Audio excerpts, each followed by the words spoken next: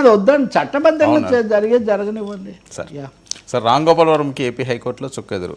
Yeah RGV quash పిటిషన్ని కొట్టేసిన high court కేసులు కొట్టేయాలని Ram Gopal Varma petition ఇచ్చినా సరే ఆ విజ్ఞప్తిని తీసుకోలేదు. చంద్రబాబు పవన్పై అంచిత పోస్టులు పెట్టిన దాంట్లో ఈ వ్యూహం సినిమా ప్రమోషన్ సమయంలో అని. ప్రాబ్లం వ్యూహం మీద కాదు, ఆ సందర్భంలో చేసినటువంటి వ్యాఖ్యల మీద. అసలు అంటే Ram Gopal Varma what a fall my dear అని షేక్స్పియర్ ఎవరు అన్నట్టుగా ఎక్కడ శివ రంగీల ఇవన్నీ గాయం అక్కడి నుంచి అసలు ఆ సినిమా దాదాపు న్యూస్ పేపర్లో న్యూస్ అంతా తీసుకొని వాటి అన్నింటినీ క్యారెక్టర్స్గా చేసి అక్కడ పెట్టడం అనేది ఒక పరిస్థితి. ఓకే, భావ ప్రకటన స్వేచ్ఛ లేకపోతే సృజన స్వేచ్ఛ, క్రియేటివ్ ఫ్రీడమ్ ఒప్పుకుందాం. ఆ సందర్భంలో ఆయన బయట కూడా చాలా వ్యాఖ్యలు చేశారు, దాని మీద వాళ్ళు కేసు పెట్టారు. ఆయనకు కేసులు ఎదుర్కోవడానికి కావాల్సినంత సమర్థత ఉంది. ఇక్కడ సమస్య ఏమొచ్చిందంటే పోలీసులు కిడ్నాప్ చేశారని హెబియస్ కార్పస్ పిటిషన్ పెట్టడం వేరు, లేకపోతే కస్టోడియల్ టార్చర్ చేశారని చెప్పడం వేరు, ఆలు లేదు చూడలేదు సోమలింగం అని ముందే అసలు నాకు రక్షణ కల్పించండి అని అడగడం వేరు. ఇక్కడ వాళ్ళు రక్షణ కల్పించము, ముందే ఎందుకు రక్షణ కల్పిస్తాము అన్నారు. మీకు బెయిల్ కావాలా, మీరు యాంటిసిపేటరీ బెయిల్ పిటిషన్ వేసుకోవాలి. లేదు మీ మీద పోలీసులు కేసు పెట్టారా, దాంట్లో అరెస్ట్ చేయొద్దు అని అప్పుడు మీరు అడగొచ్చు. కానీ ఏమీ లేకుండా మేము ఎలా చేస్తాం అంటే హైకోర్టు 2 రకాల వ్యాఖ్యలు చేసేది. ఎవరికి కావాల్సింది వాళ్ళు తీసుకున్నారు. హైకోర్టు హక్కులు హరించే విధంగా వ్యవహరించొద్దని పోలీసులకు చెప్పింది. ఇష్టానుసారం పోస్టులు పెట్టకండి, ఇష్టానుసారం మాట్లాడకండి అని వాళ్ళకు కూడా చెప్పింది. విద్వేష వివాదాలని నేను ఇందాక అన్నది అదే. ఇప్పుడు కస్తూరిని అరెస్ట్ చేశారు కదా, అవును చేశారు. కస్తూరిని అరెస్ట్ చేశారు. మరి తమిళలో తెలుగు వాళ్ళ మీద లేకపోతే కులాల మీద ఇష్టానుసారం వ్యాఖ్యలు చేసి వచ్చి గచ్చిబౌలిలో దాక్కుంటే అయిపోయి రిమాండ్ కూడా 29 వరకు ఇచ్చారు. కస్తూరిని అరెస్ట్ చేసినప్పుడు రామ్ గోపాల్ వర్మకు కనీసం నోటీస్ ఇచ్చి కేసు కూడా విచారించకూడదు అనేది ఎలా సాధ్యం? మీరు క్రియేటివ్ అన్నప్పుడు వ్యక్తుల మీద ఎందుకు వ్యాఖ్యలు చేశారు?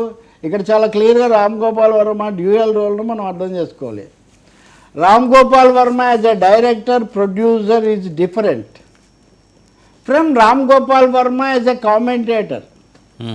ఆయన ప్రత్యేకించి ఒక సోషల్ మీడియా ఛానల్ ఓపెన్ చేశారు ఎన్నికల సమయంలో. నన్ను పిలిచారు, నేను పోలేదు. నేను 99 టీవీకి ఇంకో ఛానల్కు మాత్రమే వెళ్ళాను. ఇంకో ఛానల్ పేరు చెప్పడం కూడా పెద్ద ఇదేం లేదు. ఐ డ్రీమ్కి వెళ్ళాను. వెళ్ళినప్పుడు నేను నా టర్మ్స్లో వెళ్ళాను, మాట్లాడాను, ఎక్కడైనా అదే చెప్పాను. కానీ ఈయన పెట్టి ఇవన్నీ చెప్తుంటే నో ఐ డోంట్ వెళ్ళలేదు. అక్కడ ఇలాంటి అనేకం వచ్చాయి అక్కడ. సో అక్కడ కామెంటేటర్గా మీ కామెంట్స్ విద్వేషం పెంచాయనుకుంటే మీకు వస్తుంది, మీరు దానికి జవాబు చెప్పాల్సిందే. కానీ ముందే కేసు కొట్టేయమంటే ఎలా కొట్టేస్తారు? అది జరగదు. But court kept it's doors open. మీరు బెయిల్ కావాలంటే బెయిల్ అడగండి, ముందస్తు బెయిల్ కావాలంటే. ఇప్పుడు కొంతమంది తెచ్చుకున్నారు కదా ముందస్తు బెయిల్, కాబట్టి అలా అడగొచ్చు. మీకు ఆ రోజు మనం మాట్లాడాం, రామ్ గోపాల్ వర్మ ఏం కాదు ఎంజాయ్ చేస్తాడు అన్నవాళ్ళు ఉన్నారు. ఆయన ఏమి ఎంజాయ్ చేయలేదు, రక్షణ కోసం కోర్టును ఆశ్రయించారు. చట్టం అంటే ఒకటి ఉన్న తర్వాత లాంగ్ ఆర్మ్ ఆఫ్ లా అంటారు చూడండి. ఎవరైనా భయపడక తప్పదు, లాంగ్ తప్పదు. సార్ చట్టానికి ఒక నియమానికి లోబడి ఉండటం అది భయం కూడా కాదు సార్, అది బాధ్యత కూడా. ఇంకోటి అది అందరికీ ఒకటే. మీరు అటువైపు అయితే అది కుదరదు. మీరు అనవసరంగా మాట్లాడారని వాళ్ళు కేసు పెట్టారు, మీరు వాదించండి.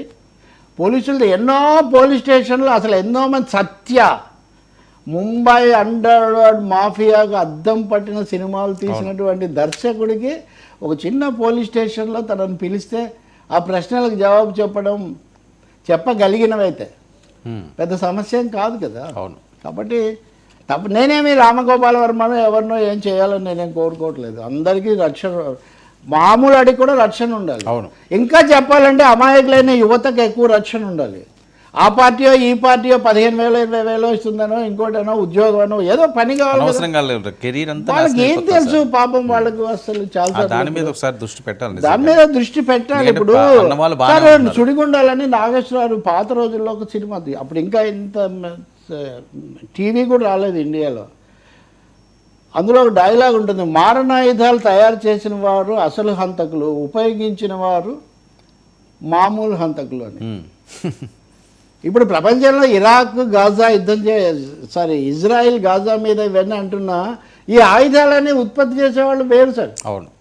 ఇండియాకు పాకిస్తాన్కి ఇద్దరికి వాడే ఇస్తుంటాడు సార్, మనం యుద్ధం చేసుకుంటూ ఉండాలి. ఇది కూడా సోషల్ మీడియా క్యానన్ ఫైర్ లాంటి వాళ్ళు వీళ్ళు పాపం ఈ పిల్లలు. కాబట్టి అయితే ఇందులో కూడా నీచంగా అతిగా చేసిన వాళ్ళు కూడా ఉండొచ్చు. But Varma can approach court again. Yeah, but it is a lesson. Ram Gopal Varma విషయంలో ఏం చెప్పారు అన్నది ఇక ముందు అప్పీల్ చేసుకునే వాళ్ళకు వర్తిస్తుంది. ఇది కూడా దృష్టి